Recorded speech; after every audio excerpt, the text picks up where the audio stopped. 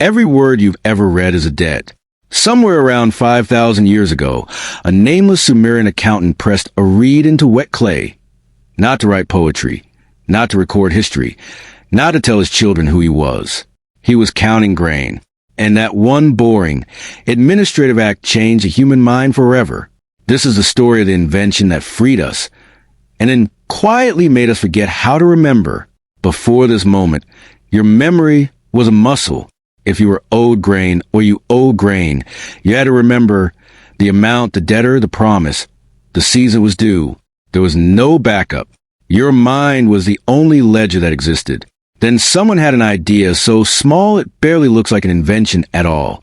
For centuries before this, people used small clay tokens, one token for one sheep, one for one jar of oil, sealed inside a hollow clay envelope as a receipt nobody could tamper with. But there was a problem. To check how many tokens were sealed inside, you had to break the envelope open. So someone started pressing the tokens into the wet clay surface before sealing them in, leaving a mark of each one on the outside. And then at some point, a person realized something that would quietly end an entire era of the human mind. If the mark on the outside tells you what inside, you don't need the tokens at all. Just press the marks. That's it.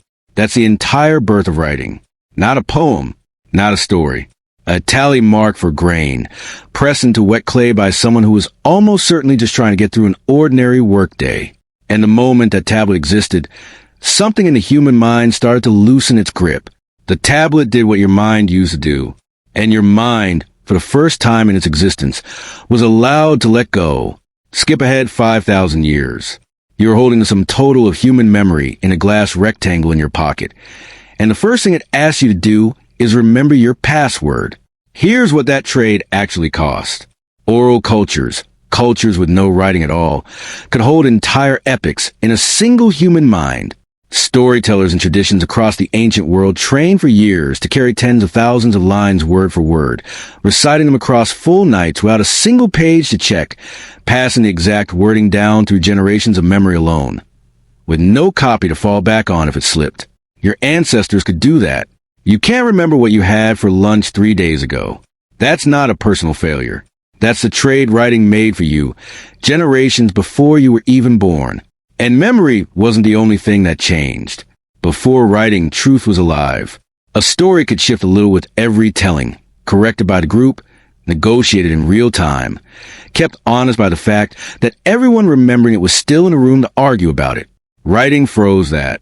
Once something was written down, it stopped being a living memory and became a fixed record. And a fixed record can be owned. It can be edited. It can be weaponized by whoever controls the tablet, the scroll, the page. That's the part almost nobody tells you about the invention of writing. It wasn't freedom for everyone. In the earliest literate societies, almost no one could actually read. Not the farmers, not the laborers, not most of the people whose lives the writing actually governed. The ability belonged to a tiny class of scribes, trained for years in temples and palace schools, and that tiny class became the gatekeepers of law, of tax, of religious decree, of every official version of the truth that existed. When the first written law codes appeared, carved in stone for everyone to see, most of the people standing in front of them still couldn't read a single line. They had to trust whoever could read it to tell them what it said. Writing didn't liberate the majority. It built a wall, and it handed the only key to the very few people standing on the other side of it. If this is changing how you look at the screen you're reading right now, that's exactly what this channel does, one hidden history at a time. Stick with me, because it gets darker before it resolves. Here's the point of no return. Once memory starts living outside the human mind, you cannot put it back. An oral tradition that stops being spoken dies within a single generation. The moment the last person who memorized it stops repeating it, that version of the truth is gone forever, replaced by whatever got written down instead of it, if anything was written down at all. There's no undo button on that. No culture that has ever fully shifted from memory to writing has gone back the other way. And here's the darkest part of what writing actually did. Before it existed, a bad idea died with the person who believed it, or with a tribe that couldn't agree on it. Bad information had a natural expiration date, limited by the length of a human life, and the group's willingness to keep repeating it. After writing, a bad idea could be copied. It could be preserved perfectly, letter for letter, long after everyone who could have challenged it was dead. It could be believed for 3,000 years by people who never had the chance to argue back, because the person who wrote it down was never in a room to be questioned. Writing didn't just record the truth. It recorded everything, including the lies that outlived every single person who ever believed them in the first place. Think about what that actually means for you, specifically, right now. The book you love is also, in a very real sense, the prison you can't fully escape. Every inherited belief you've never questioned. Every "that's just how it is" you repeated without knowing where it came from. Every rule, every law, every story about who you're supposed to be. It arrived at you pre-written, and nobody alive today was in a room when any of it was first decided. You inherited someone else's memory, and you've been living partly inside it ever since you learned to read. So was inventing writing a mistake? That's the wrong question, and it always has been. The accountant who pressed those first marks into wet clay never regretted it. He counted grain, and the grain fed real people who were actually hungry that season, and the system worked exactly as intended. The regret is quieter than that, and it's still happening right now, in you, every single day, in ways you probably never once stopped to notice. We traded a memory that lived inside us for a memory that lives without us.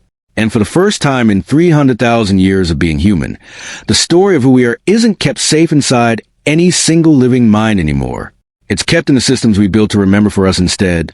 The books, the archives, the servers, the glass rectangle in your pocket that knows your entire life, your entire history, every word you've ever typed, and still makes you prove who you are before it lets you back in. The door isn't locked. You can still put it down. You can still learn one thing by heart, the way your ancestors did, and carry it somewhere no tablet, no page, and no device can ever reach.